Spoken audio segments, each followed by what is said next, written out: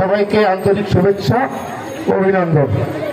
সবাই যদি যেদিন কিছু বলতে চাই আমার অনেক সময় লাগবে, এই জন্য সংক্ষেপে বললাম। ভাই আপনারা এই জন্য যদি আমার ব্যাধি হয়ে ক্ষমা প্রার্থী। আমি অত্যন্ত আনন্দিত এবং গর্বিত।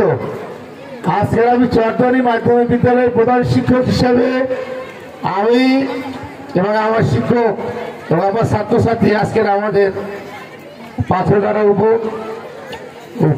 উপজেলার বর্তমান রূপকার এবং উন্নয়নের রূপকার আমাদের নয়নের মণি। আর বিশেষ করে চরদ্বারি কিন্তু নয়নের মণি আলাদা হবে, সে আমাদের মাঝে উপস্থিত হয়েছে। আমরা সবাই তাকে করতালির মাধ্যমে একবার তাকে অভিনন্দন জানাই। এই কিছুদিন আগে কিন্তু আমাদের এই মাঠে এসেছিল, তখন কিন্তু হাজার হাজার লোক ছিল। আজকেরও হাজার হাজার লোক হবে। একটু সময় আর একটু সময় গেলেই তো একটু লোক আসে দিবে। আপনি আসলে মানে মৌমাছির মতো লোক আসে। আপনি তো আসলে জাদুকর, যে জন্য আমাদের জাদুকর আমাদের মাঝে এসেছে, সে আজকে জাদু দেখাবে। আজকের লোকে লোকারণ্য হবে। আমরা আজকে সুন্দর সাংস্কৃতিক সন্ধ্যা উপহার দেব, আমরা সেই আশাবাদ ব্যক্ত করছি। আর প্রধান অতিথি মহোদয়, আমি আমাদের বিদ্যালয়ে কিন্তু দীর্ঘ 17 বছর কিন্তু আমরা অবহেলিত ছিলাম, যার মানে এটা আপনার নিশ্চয়ই দেখতে পারেন। আমরা অন্যান্য স্কুলে গিয়েছেন, অন্যান্য স্কুলে বড় বড় ভবন আছে, কিন্তু আমার এই বিদ্যালয়ে ভবন নাই। এই বিদ্যালয়ে একটি মাত্র ভবন, এটা আপনার আমলে হয়েছিল। এরপর আর আমি আর কোনো ভবন পাই নাই। এখন মাননীয় প্রধান অতিথি মহোদয়, যদি আপনাকে আল্লাহ যদি আমাদের এখান থেকে কামিয়াব করে, আপনি আমার এই চরদ্বারি থেকে একটু আলাদাভাবে দেখবেন। আমার এই চরদ্বারিতে আমরা 600-র উপর স্টুডেন্ট, আমাদের এসএসসি এবং জেএসসি কেন্দ্র, অথচ এই স্কুলে একটি মাত্র ভবন আছে যা আমরা নড়ে বলে। সেই যে ভবন, সেই ভবন দিয়ে আমার যখন এসএসসি পরীক্ষা নিতে হয়, তখন আমার তাঁবুটাও নাই পরীক্ষা নিতে হয়। একবার হুমায়ুন কবির ছিল, উনি বলছে আমার উনি বলছে আপনি এখানে একটা মাইজবেন্ডই পাচ্ছেন নি, আপনি একটা সেন্টার পাচ্ছেন, অথচ আমি কিছু করার নাই। তখন আমার এসএসসি সেন্টার ছিল, আমি সেই অবকাঠামো নাই বিধায় সেই ধরনের বলেছিল। আমি অনেক কিছু লজ্জা পেয়েছিলাম। আমার এর আগে আওয়ামী লীগের আমলে আমি কিছু পাই নাই। সব জায়গায় ভবন হয়েছে 5তলা, যেখানে স্টুডেন্ট আছে 200, আমি সেখানে যাই আমি 5তলা ভবন, আর আমার 600 স্টুডেন্ট, কিন্তু আমি আসলে ভবন পাই না।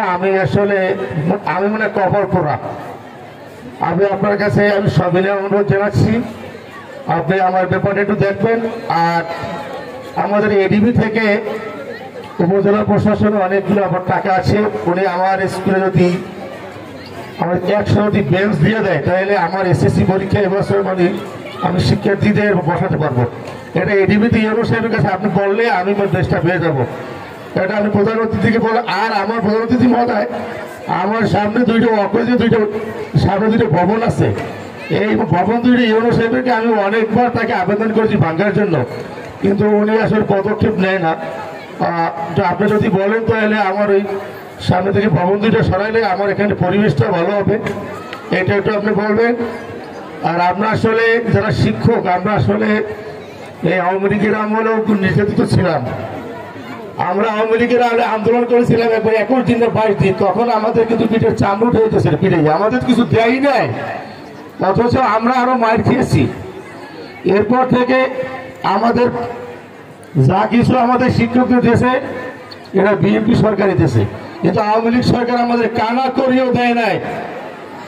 আমি আপনার মধ্যে আপনি আল্লাহর ইচ্ছায় সংসদ সদস্য হবেন এবং মন্ত্রী হবেন, আপনার মাধ্যমে আপনাদের আমাদের শিক্ষকদের যে অবস্থা, এটা আপনার সংসদে আমাদের পাশে থেকে আমাদের অভিযোগ এবং আমাদের যে অভাবগুলো আপনি বলবেন, এটা আপনার কাছে আশা করছি। আর আমি আপনাকে আর বিরক্ত করবো না। সবাইকে আমরা আমাদের যে অনুষ্ঠানে এসেছি, আমাদের সেই মূল অনুষ্ঠানে আমরা চলে যাব। আপনারা সবাই পরিধারণ করে আমার অনুষ্ঠান উপভোগ করবেন। অনেক সুন্দর অনুষ্ঠান উপভোগ করতে পারবেন। অনেক সুন্দর সুন্দর আমাদের শিল্পী আছে, আমাদের একটি নিজস্ব শিল্পী, এখানে আমাদের বাইরে কোনো শিল্পী নেই, আপনারা অনেকটা আনন্দ পাবেন। আমি আমার সবাইকে অভিনন্দন এবং শুভেচ্ছা জানিয়ে আমি আমার বক্তব্য শেষ করছি। আল্লাহ হাফেজ। বাংলাদেশ জিন্দাবাদ।